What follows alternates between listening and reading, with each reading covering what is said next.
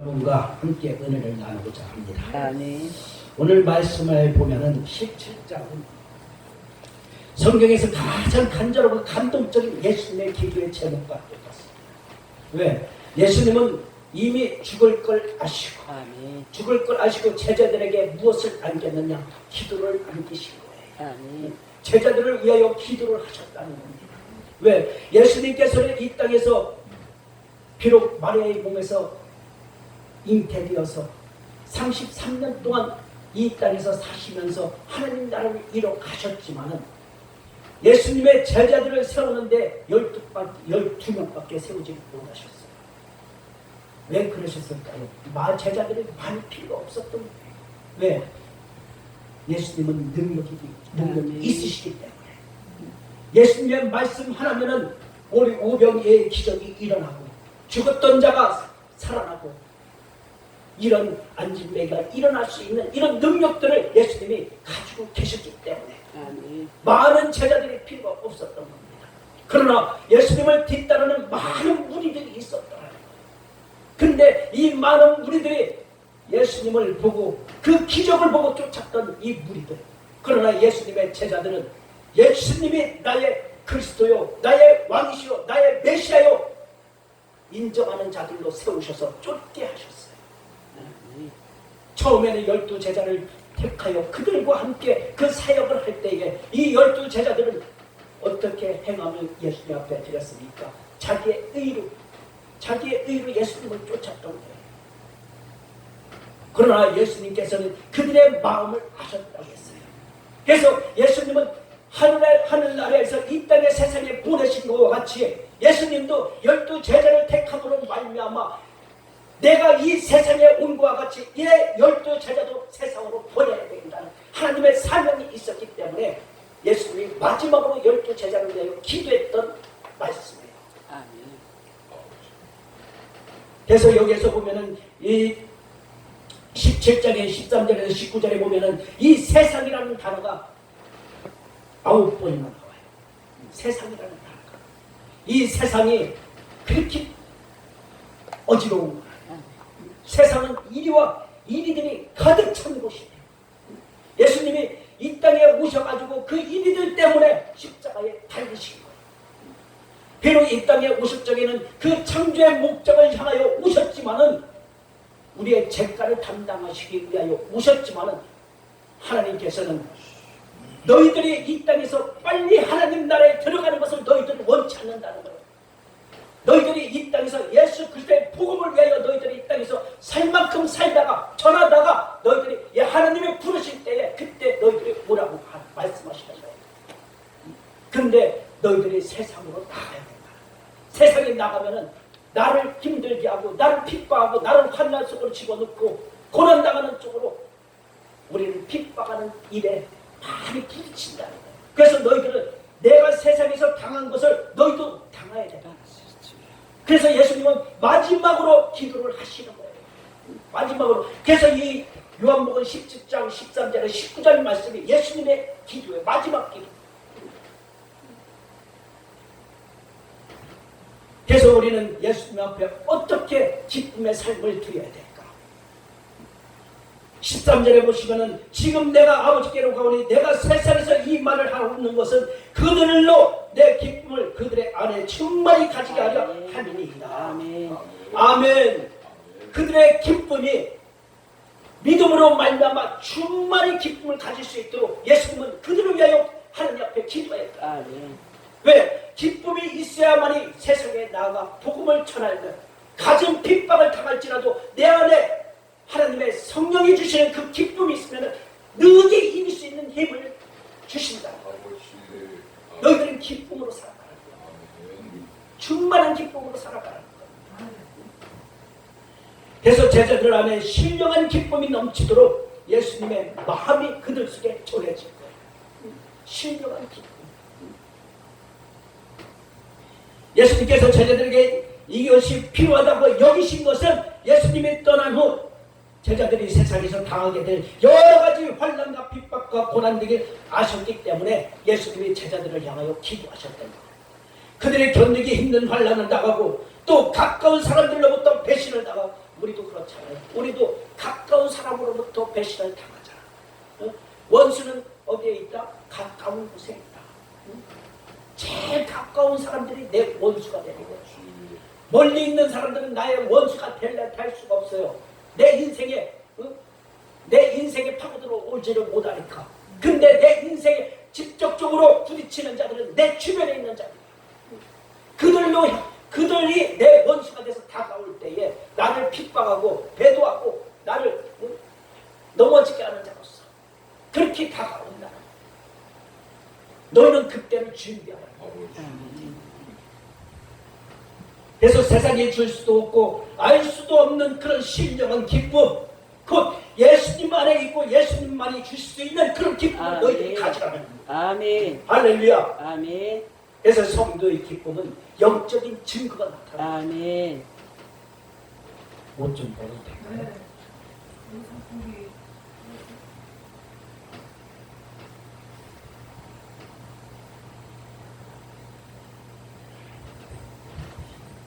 그래서 성도의 기쁨은 영적인 증거가 나타나야 되는데 우리가 먼저 증거가 나타나기 위해서는 먼저 하나님을 인정하는 것부터 들어가야 됩니다. 하나님이 내 삶을 책임져 주시고 아멘. 마지막 주님이 부르시는 그날에 내가 부활의 생명으로 들어갈 수 있는 그 기쁨을 그것을 해줄 수 있는 분은 하나님이라는 것을 인정하며 나아갈 수 있는 그런 주인공들이 됐을 때 하나님의 영생의 증거가 나타납니다. 아멘. 그래서 사도 요한은 메시아 곧 그리스도를 만나 영생을 얻을 사람마다 휴지 좀 주세요.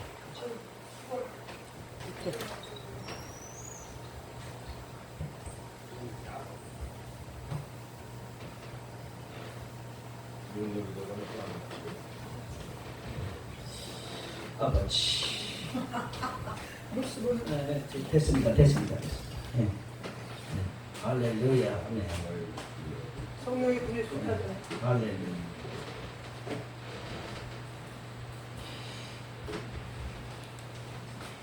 그래서 사도 요한은 메시아 곧 그리스도 만난 영생을 얻은 사람마다 나타나는 내면의 증거가 바로 놀라운 기쁨의 증거입니다.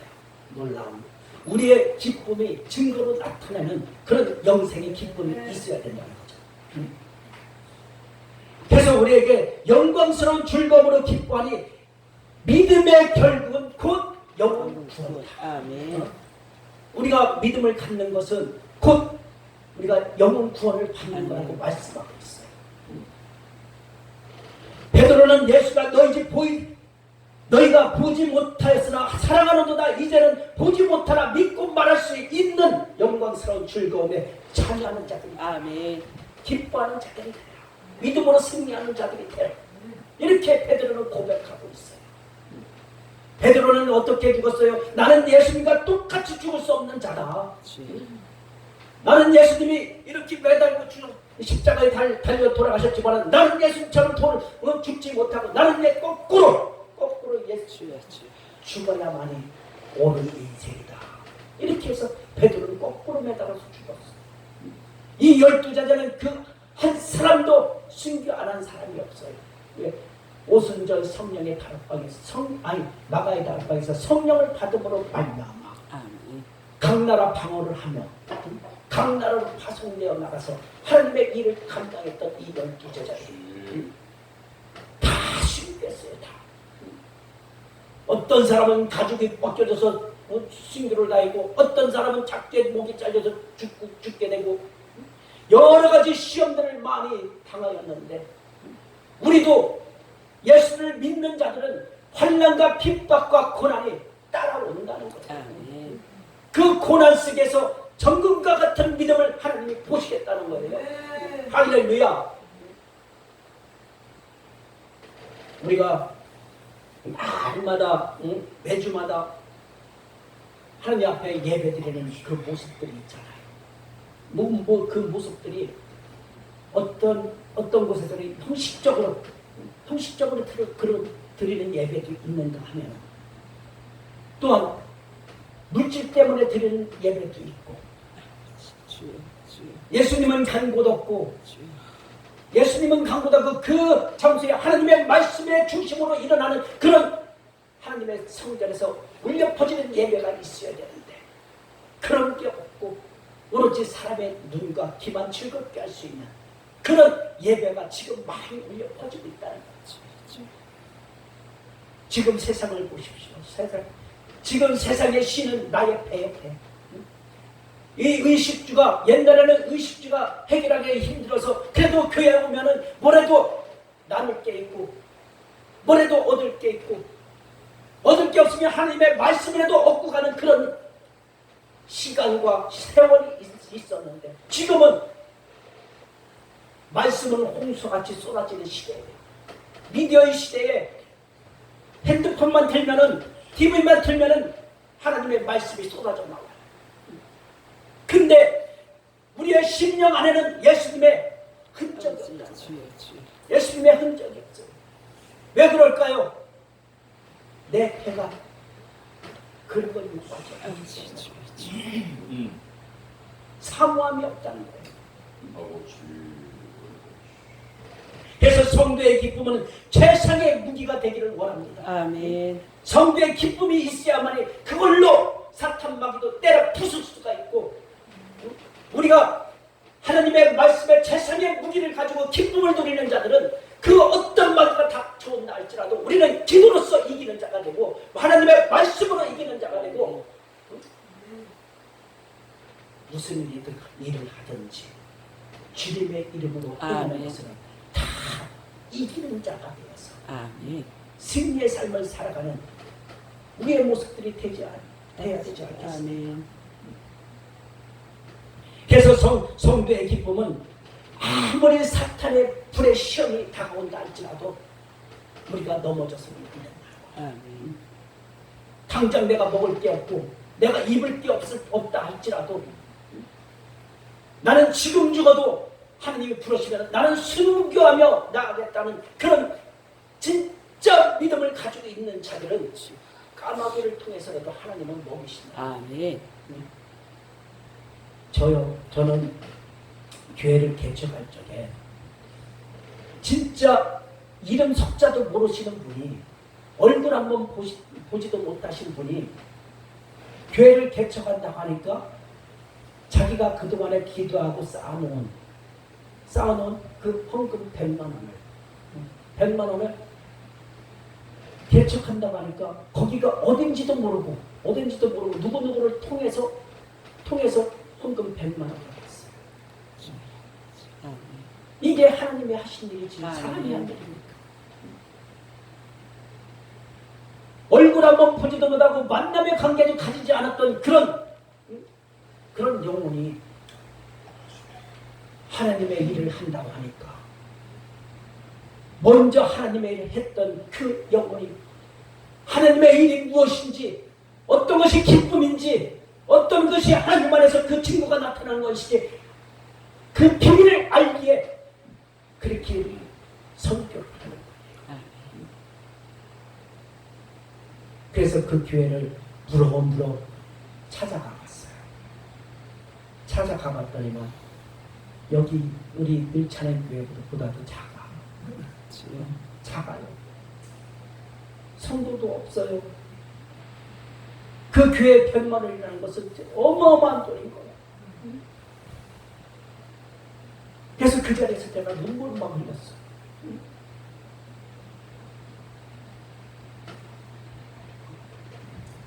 그래서 너희는 이것을 보라는 거예요. 아멘. 나를 향하여 말씀하시는 거예요. 나를 향하여 말씀하시는 거예요. 너는 그런 증거들을 보고 성도의 기쁨을 너가 누려보라는 거예요. 기쁨을 누려서 사탄마귀가 틈타지 못하도록 아무리 사탄마귀가 불시험을 우리에게 준다 할지라도 우리가 성령의 능력으로 이길 수 있는 자가 돼서 하나님의 영광을 올려드릴 수 있는 자, 그런 자로서 우리가 나아간다면 사탄도 감당 못하는 우리들이 될 거예요. 우리는 지금 이 기쁨을 소유하고 누리고 살아가야 된다는 거죠. 우리가 날마다 감사하며 하나님 앞에 기뻐하며 하나님의 뜻을 쫓는 자로서 매일매일 예수님을 쫓는 그 믿음을 가지고 천국을 이뤄가며 성령을 통해서 기쁨이 충만하게 일어나는 자로 날마다 세워가는 그 인생들이 된다면, 그 사역자들이 된다면 하나님이 얼마나 기뻐하실까.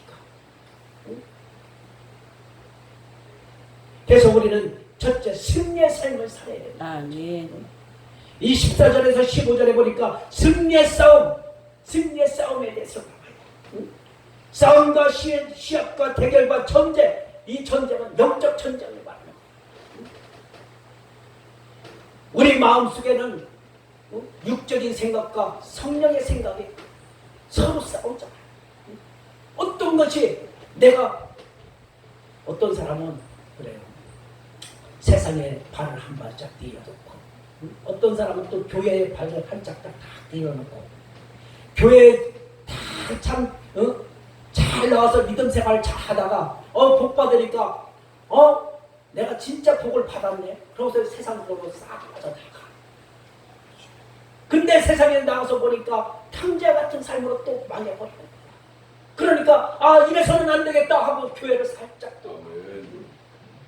이것이 바로 두 마음 품는 자지.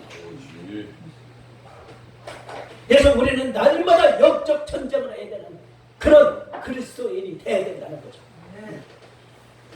욥은 있잖아요. 1장 9절에 보니까 사탄이 여호와께 대답하여 이르되 욥이 어찌 까닭없이 하나님을 경외하리까. 어찌 까닭없이 하나님을 경외하리. 이거 사단이 하는 말이야. 욥을 시험하기 위해서 먼저 하나님 앞에 물어보는 거야. 왜 욥이 하나님을 그렇게 경외하나이까? 이 모든 일에 욥이 범죄하지 아니하고 하나님을 향하여 원망하지 아니함으로 말미암아 하나님을 경외했다. 그 욥은 고난 중에로 쭉 빠져서 고난 속에서 헤어나지 못하는 그런 영혼이었어.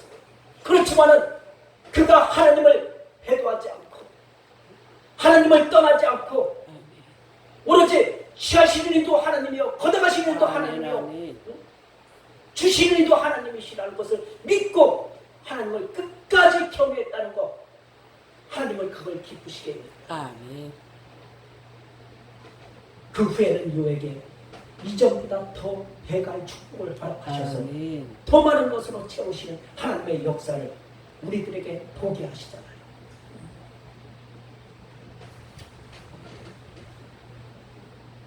그렇다면 우리 성도들은 무엇으로 전쟁이 시작되는가? 바로 진리 전쟁이라는 거예요. 진리 전쟁. 우리가 믿음 생활을 하면은요, 진리 전쟁에서 꼭 진리 전쟁은 일어난다는 거예요. 우리 제 식구들도 그래요. 우리 형제들이 7남매인데 7남매 중에 3명은 목사님이 됐어요. 3명은 목사님이 됐는데 1명은 이쪽도 아니고 저쪽도 아니고 그냥 중간이고 3명은 불신자야. 이거 보통 아니에요. 근데 우리 형제들이 조금 마음이 온순한 편이에요. 근데 큰형님이 목사님이다 보니까 우리 어느 날 같이 형제들 모임이 있으면은 우리 무슨 예배부터 먼저 드리고 식사를 하자. 그러면은 이 형제들이 다 순종을 해요. 순종을 하는데 예배만 끝나고 나면은 서로 영적 전쟁을 하는 거야 이제. 영적 전쟁을 해가지고 하나님이 있으면은 너희들 왜 그렇게 못 사느냐 이거야. 하나님이 있으면은 너희들을 도와야지. 믿음의 사람이라면은 하나님의 축복을 받는 자라면은 이 땅에서도 많은 것을 누리면서 살아가야지. 왜 믿지 않는 자들보다 이렇게 밑바닥에서 생활하냐. 그러면 우리는 무슨 얘기를 해요? 예수님에 대해서 아세요? 예수님을 모르면 말하지 마세요. 여러 말 할 거 없어요. 예수님은 우리를 위해서 이 땅에 오셔가지고 잘 먹고 잘 입고 잘 쓰다가 돌아가시는 분이 아니에요. 그냥 가난한 곳에 가서 예수님이 헌신하고 예수님이 가르치고 예수님이 고치시고 그 사역밖에 안 왔어요. 근데 그분이 우리를 위하여 부활하셨다는 거, 그것을 우리는 믿고 있어요. 아멘. 형님들, 여기 예수님 부활하신 거 믿으세요? 야, 그 너 눈으로 봤냐? 너 죽어봤냐? 이런 말 하자면 막 이 가슴이 쓸어내려가요. 그렇지만은 우리가 그 싸움에서 지면 안 된다. 아멘. 그 싸움에서 지면 안 된다. 그래서 예수님은 내가 아버지의 말씀을 그들에게 주었사오매 세상이 그들을 미워한다고 기도하고 계셨어요. 아멘. 세상이 너희들을 미워한다는 것을 미리 아셨던 거예요. 그래서 하나님께서 부여받은 그 하나님의 능력을 예수님이 12제자에게 그 능력을 부어주신 거예요. 왜? 너희들은 세상에 나아가 이 복음의 증거를 나타내기 위해서는 예수님의 능력이 너희들에게 입혀져야 된다는 거예요. 그래서 너희는 세상에 나아가 선한 싸움을 이기라는 거예요. 선한 싸움을 이기라는 거예요. 그들과 대적하지 말고 선한 싸움으로 하나님의 말씀으로 이기라는 겁니다. 그래서 우리가 세상에 마음을 받는 것은 우리가 예수를 믿는다고 해도 우리가 영적 전투를 한다고 해도 예수 믿는 자들도 세상에 나가 우리도 밥 먹고 입고 써야 되잖아요. 응? 우리도 사회생활 해야 돼요. 예수 믿는 자들이 다 가난한 것은 아니야. 응? 우리도 권력도 얻을 수도 있고 물질도 얻을 수도 있고 예? 모든 걸 다 얻을 수가 있어요. 그게 죄가 아니야. 그렇지만은 우리가 선한 싸움을 한다는 것은 믿음 안에서 선한 싸움을 하라는 거예요. 가진 자들은 가진 걸로서 예수님의 증거를 나타내고 없는 사람은 없는 사람들이 입으로써 하나님의 권세를 잡고 예수의 이름을 전파하는 복음의 증거자들이 되고 그래서 너희들은 그 하나님 예수님이 이 땅에 오셔서 세상에 증거했던 그 증거들을 너희들도 똑같이 그 증거를 나타내라고 우리에게 말씀하고 있습니다. 그래서 진리의 군사로 존재해야 된다는 거예요. 우리가 진리의 군사. 우리가 토요일날 기도회를 갖는 그 기도회 인원이 한 20몇 명 돼요. 20몇 명 되는데 이 기도회 회원들이 명칭이 뭐냐면은 7천도 용사야. 7천도 용사. 천도면은 쇠를 녹일 수는 있지만은 정금과 같이 녹아낼 수는 없다. 그러니까 7천도면은 저 요만보다도 더 뜨거운 그런 7천도의 믿음의 불을 가지고 성령의 불을 가지고 이기자는 거예요. 선한 싸움으로 이기자는 거예요. 그래서 모이기만 하면은 기도하고 모이기만 하면은 찬송하고 모이기만 하면은 전도하려고 애쓰는 그런 자들로 모임을 가졌어요.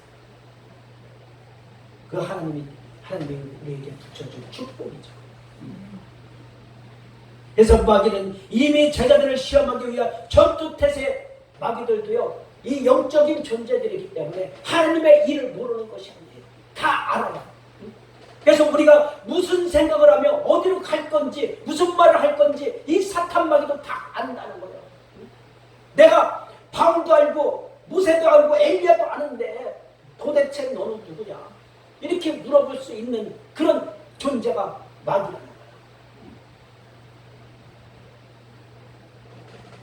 예수님이 이 세상을 떠난 후에는 핍박의 환경이 더 적극적으로 조성하여 성도들을 시험에 들게 한다는 거예요.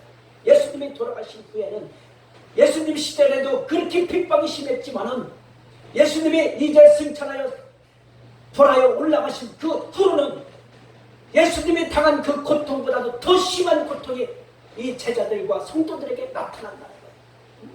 너희들은 이것을 위하여 영적인 투쟁으로서 이기라는 겁니다. 승리하라는 겁니다. 그래서 너희들에게 어떤 고난과 핍박과 환난과 칼이 들어온다 할지라도 변함없는 믿음으로 말미암아 믿음의 결국은 영혼 구원이라는 것을 알고 끝까지 이기는 자로서 믿음의 군사가 되어서 아멘. 아멘. 그래서 사도 바울은 세상에서 남아있는 것과 세상을 떠나 그리스도와 함께 있고 싶은 갈등사에서 무엇을 택하였냐면은 사도 바울은 어떤 자였었어요? 아주 권력으로 말하면 국회의원급에 있는 사람이고, 갑부로 말하면 진짜 대기업 총수쯤 되는 사람이고, 족보로 말하면 가멜리아 하파로서 그 누구에게 뒤지지 않는 그런 족보를 가지고 있는 그 바울이 이것을 선택하지 않고 내가 예수님을 만난 것으로 나는 족하니 이전 것은 다 불토와 같이 다 버려버리고 나의 가지고 있는 건 완전히 버려버리고 나에게 준 성령을 향하여 예수를 향하여 후자를 선택한 거예요. 그래서 가난한 자들을 살리고 가난한 자들에게 먹을 걸 입히고 가난한 자들에게 복음을 전하는 거예요.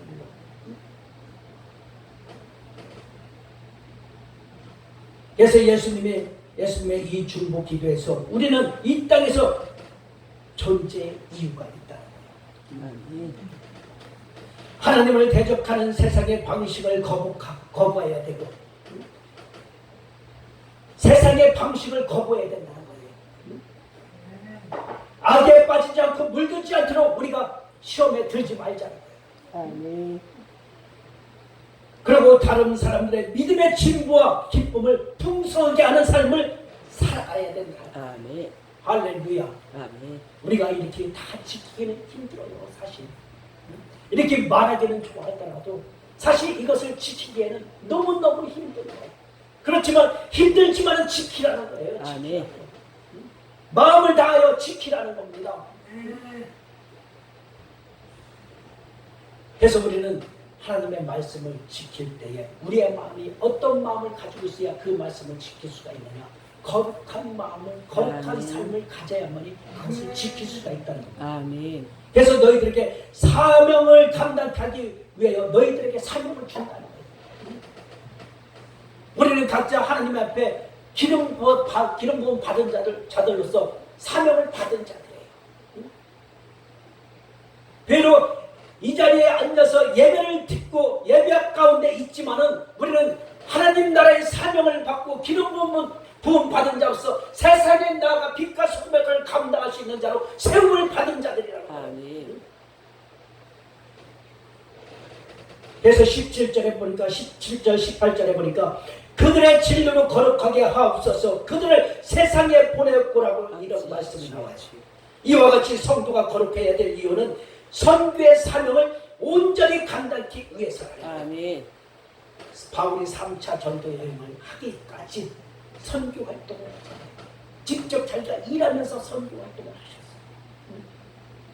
그래 놀면서 선교 사명하는 것이 아니라 자기가 일하면서 먹으면서 하나님의 일을 감당했던 자예요. 그래서 누가복음 22장 31절에 보니까 시므나 보라 사단이 너를 밀가루로 하려고 요구하였으나 우리 목사님들 사단이 많이 힘드시죠? 힘든 건 다 누가 준다? 사단이 준다. 마귀가 준다. 진짜 힘들어요. 마음이 상할 때가 한두 번이 아니에요. 말을 못할 때가 한두 번이 아니에요. 하고 싶은 말도 못할 때가 한두 번이 아닌 거예요. 이것이 바로 주의 천국입니다. 내 믿음이 떨어지지 않기를 기도하였노니 예수님이 기도한 것이 바로 이거예요. 너희들 믿음이 떨어지지 않도록 내가 기도하였노니 아멘. 너희 사명을 감당하라는 거예요. 너는 돌이키기 위해 내 형제를 붙게 하라. 할렐루야. 아멘. 우리는 하나님의 종들로서 이 땅에서 하나님의 말씀을 가지고 살아갈 때에 내 것으로 살아가면 안 된다는 겁니다. 하나님의 것으로, 내가 하나님의 것으로 살아가야 된다. 그래서 말씀의 실천화가 이루어야 된다. 아멘. 말씀에 시스템적으로 이렇게 돌아가는 것이 아니라 진짜 내가 하나님이 예수님이 좋아서 예수님을 믿는 것이 기쁨이 있어서 예수님을 믿음으로 말미암아 나에게 능력 주심을 내가 알고 세상에 나아가 실천하는 그런 행동 있는 믿음을 하나님 앞에 드리라는 거예요.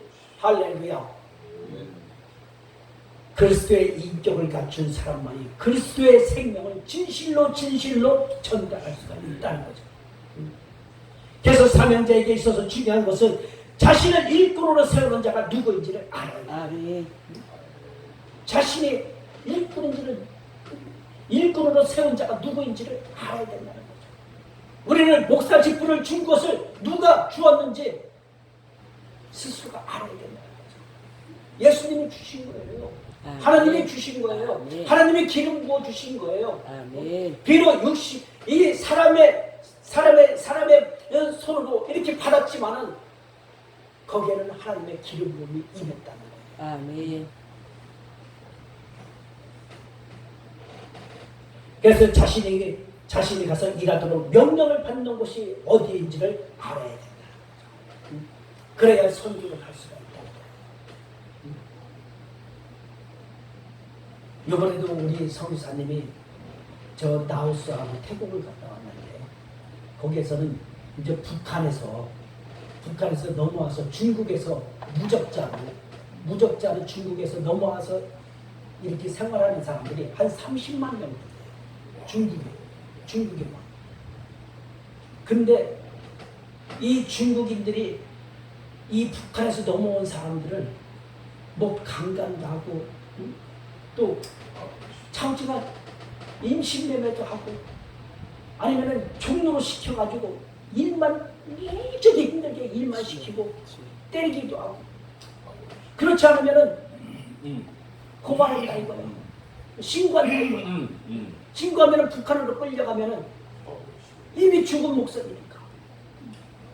그래서 그걸 피하기 위해 그걸 감당한다는 거예요. 그래서 이번에 라오스하고 태국에 들어갔는데 이제 어느 단체가 이렇게 마련해 놓은 그 두 단체가 있었는데 거기에 4명, 6명 이렇게 갈라져서 있었더라고요. 근데 그들을 이제 예수님 믿게끔 하기 위해서 선교사님이 들어가가지고 그들과 함께 예수님이 어떤 분이신가를 알려주고 또 그들에게 성경책을 나눠주고 그들에게 또한 가르치는 자를 붙여서 성경 백독할 수 있는 그런 시간을 보낼 수 있도록 또한 여러 사람들이 근접하지 못하는 일반 아무도 모르는 그런 산골짝 같은 그런데 다 은신처를 만들어 놓고 거기서 그렇게 지낸다. 근데 옛날에는